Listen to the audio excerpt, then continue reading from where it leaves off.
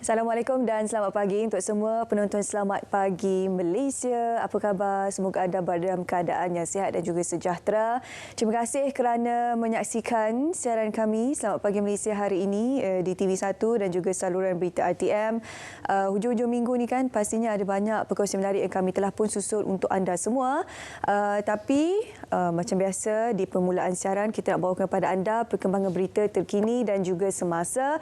Kita ikuti perkembangan tersebut pertama sekali di laman Instagram Berita RTM berkenaan dengan sistem padu di mana untuk pengetahuan anda semua pendaftaran sistem padu tidak akan dilanjutkan dan sistem ini seperti kita semua sedia maklum tujuannya adalah untuk memastikan pelaksanaan subsidi bersasar mengikut garis kata kerajaan tidak akan berhasrat untuk melanjutkan tempoh pendaftaran sistem padu yang dijadual berakhir pada 31 Mac ini untuk memastikan pelaksanaan subsidi bersasar mengikut garis masa yang ditetapkan. Juga kenyataan daripada Menteri Ekonomi Rafizi Ramli, setakat ini kerajaan perlu menanggung sekurang-kurangnya RM2 bilion sebulan bagi kos subsidi petrol sekiranya menangguhkan pelaksanaan subsidi yang bersasar ini dan pihaknya akan menggunakan data sedia ada sebagai mekanisme memberi bantuan dan akan mencari alternatif lain bagi golongan yang tercicir sekiranya ada. Jadi baki ada beberapa hari saja lagi ni. Pastikan anda dengan kadar yang segera selekas mungkin untuk memastikan anda mengisi maklumat-maklumat anda dalam sistem padu ini. Mudah saja sebenarnya. Kalau anda mempunyai sebarang kesulitan untuk mengisi sistem padu ini, jangan risau sebenarnya. Anda ada masa lagi untuk mendapatkan maklumat-maklumat dan juga informasi yang diperlukan untuk mengisi dalam sistem padu ini. Ada beberapa hari lagi sehingga hujung bulan ini 31 Mac 2024. Perkembangan berita seterusnya kami nak bawakan kepada anda berkenaan apa yang berlaku di Rusia, Bandaraya Crocus Moscow di mana semalam berlakunya satu insiden tembakan dan Malaysia sememangnya mengutuk serangan keganasan ke atas Dewan Bandaraya Crocus Moscow yang menyebabkan kematian sekurang-kurangnya 60 individu manakala lebih 145 yang lain cedera, kata Kementerian Luar Negeri dalam satu kenyataan.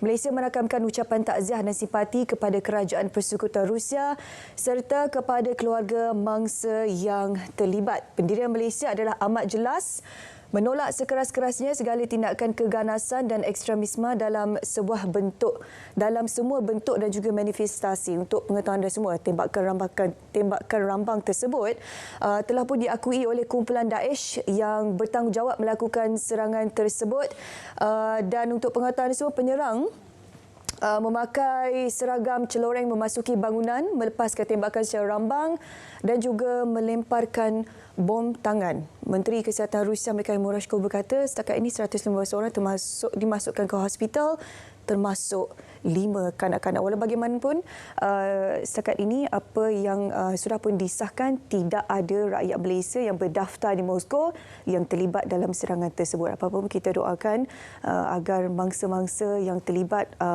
dikurniakan kesembuhan dengan kadar yang segera. Okey, daripada berita luar negara apa yang berlaku di Moskow, kita nak kembali ke Malaysia hari ini nak berkongsi pada anda berkenaan dengan cuaca panas di mana Malaysia memang meramalkan untuk beberapa dalam minggu ini akan berlakunya peningkatan suhu disebabkan oleh cuaca yang panas. Jadi Kementerian Kesihatan Malaysia KKM menasihatkan untuk sebarang aktiviti luar kelas ditangguhkan sementara waktu di lokasi yang berstatus cuaca panas tahap 1 iaitu keadaan suhu maksimum harian melebihi 35 darjah Celsius hingga 37 darjah Celsius, kata Ketua Pengarah Kesihatan Dr. Muhammad Razia Berhassan.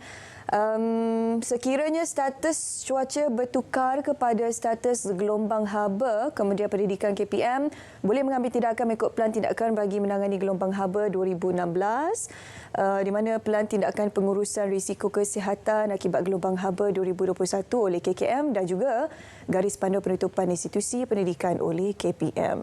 Jadi ialah belum puasa ni kan, seeloknya kalau kita tidak ada sebarang urusan di luar, sebaiknya berada di rumah sajalah. Saya yakin sekarang kalau kita duduk rumah pun akan terasa bahangnya kan, kalau ada angin masuk lalu di pintu ataupun di tingkap anda pun terasa panas. Bayangkan Bayangkan kalau kita berada di luar rumah, ini akan menyebabkan anda dehidrasi, berisiko untuk terkena strok haba. Jadi itu adalah satu yang sangat bahaya. Kalau boleh, contohnya macam hujung minggu ni kan, tidak bekerja, seelok-eloknya berada di rumah sajalah, sebab kita pun terutama umat Islam berada dalam keadaan berpuasa untuk memastikan kita tidak terlalu dahaga dan juga dehidrasi.